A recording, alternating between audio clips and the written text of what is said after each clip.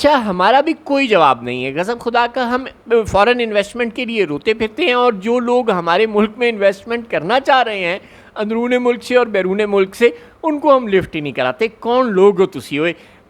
الہام علیوف صاحب آذربائیجان کے صدر ہیں, اور یہ صاحب وہ ہیں جن کو 2020 میں ان کے ہمسائے کے ساتھ جارحیت کا سامنا تھا, اور پاک فوج نے, پاکستان نے ان کی کھلم کھلا اور اندھا دھند مدد کی, جس کی وجہ سے وہ جنگ جیت گئے, اور جو ان کے علاقے پر قبضہ ہو رہا تھا وہ نہ ہو سکا, اور ان کا جو پڑوسی ملک ان کے خلاف جارحانہ عزائم لے کر آیا تھا وہ ٹھنڈا ہو کر بیٹھ گیا.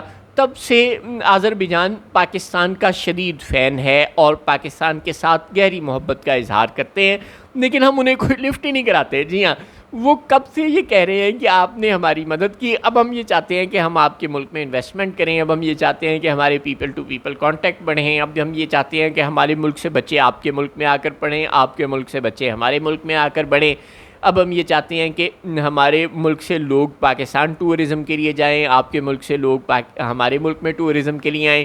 یعنی وہ ہر قسم کے تعلقات میں پاکستان سے اضافہ چاہتے ہیں. وہ یہ چاہتے ہیں کہ جس طرح چین اور ترکی ہمارے اسٹریٹجک الائی ہیں, اسی طرح وہ ہمارے اسٹریٹجک الائی بن جائیں, ہمارے دیرینہ دوست بن جائیں, لیکن ہمارے پاس ٹائم ہی نہیں ہے ان کو لفٹ کرانے کا. جی ہاں, قسم خدا کا. اب انہوں نے پھر ہمیں یاد دلایا ہے کہ منوسو 2020 میں آپ نے ہمیں جنگ جتائی تھی, تب سے ہم آپ کے ممنون ہیں, اور ہم یہ چاہتے ہیں کہ آپ کے چونکہ معاشی حالات برے ہیں تو ہم آپ کے ملک میں کوئی انویسٹمنٹ کر دیں, ہمارے پاس پیسہ ہے.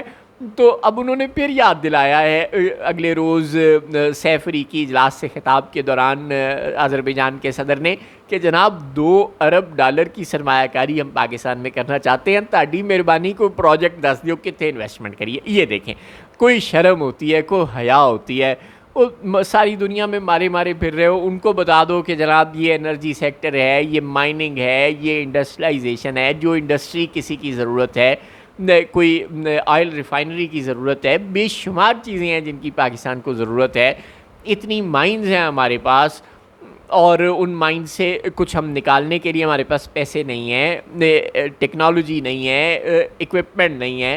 ان سے آپ جس شعبے میں تعاون لینا چاہیں لے سکتے ہیں, وہ پیسہ لے کے پھر رہے ہیں اور آپ کے پاس ٹائم نہیں ہے ان سے تعاون لینے کا.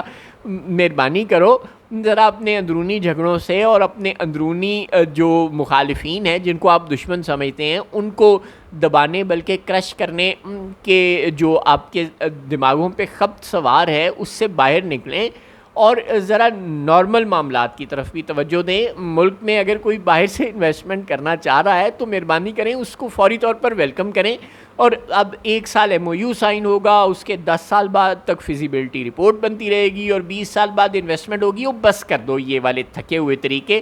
یہ سمارٹ اور ڈیجیٹل ٹیکنالوجی کا زمانہ ہے. لوگ آج فیصلہ کرتے ہیں کہ انویسٹمنٹ کرنی ہے کسی ملک میں, اور اگلے دن وہ انویسٹمنٹ شروع ہوئی ہوتی ہے.